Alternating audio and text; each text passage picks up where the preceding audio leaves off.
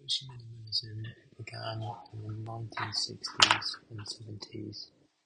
as a reaction against minimalism, rejecting the use of impersonal objects for more personal, reused forms. Artists like Richard Serra, Robert Morris, and Agnes Martin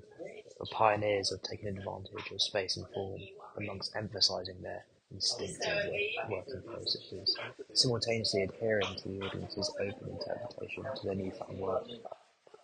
Eva Hayes took advantage of unused forms like plastics and latex to create ambiguous sculpture that forced the nuance of the post-minimalist movement, expanding the limits of sculpture with their experimental approach and use of material. The non-mechanical, repetitive, and jokiness tone inferred by her approach solidified her position as a pioneer in the post-minimalist movement. Bruce Norman began the use of lights in Bruce Norman began the use of lights in corridor light installations that portray the fresh, advantageous use of physically expansive space in its purest form, ushering in the audience to fully immerse themselves with the rebellious but investigative work that followed. As his work has developed, he has made use of video intertwined with sculpture, with his pyramids of animals that emerge into open space, using unconventional material like fiberglass, for example. His work captures his personal life and his relationship with objects and organisms, telling his own personal story.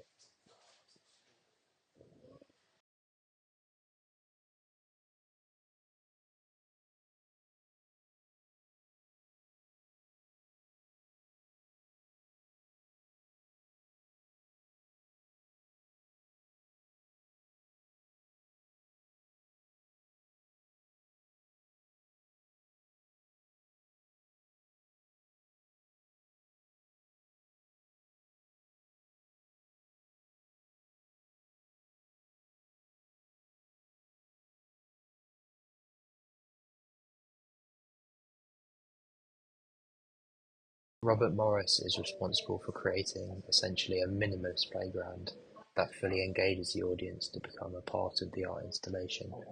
using circular and rectangular forms that allows for its users to instigate their relationship between primitive but industrially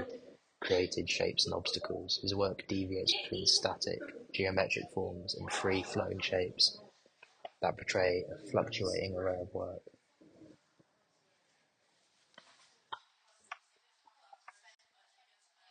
Philo de Barlow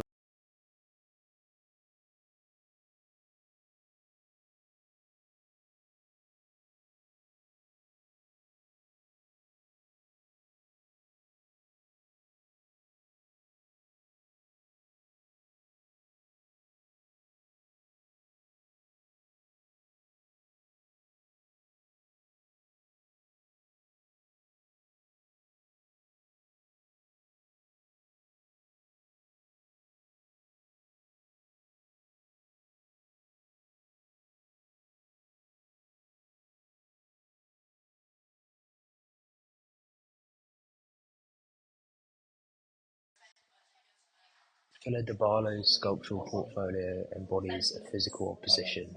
to minimalism, using found materials like scrap wood, scrim, plaster and mesh, to name a few. Her instinctive use of these materials initiates the ideas of the fluctuating, flowing but integral nature of the materials that surround us in both the urban and organic world, using industrial methods to create large-scale installations that interject the room that we inhale and exhale.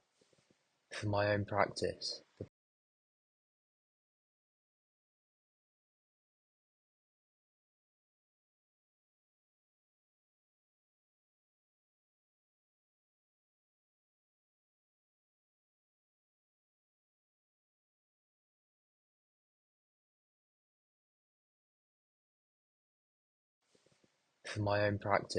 the progression from minimalism to our contemporary saturated environment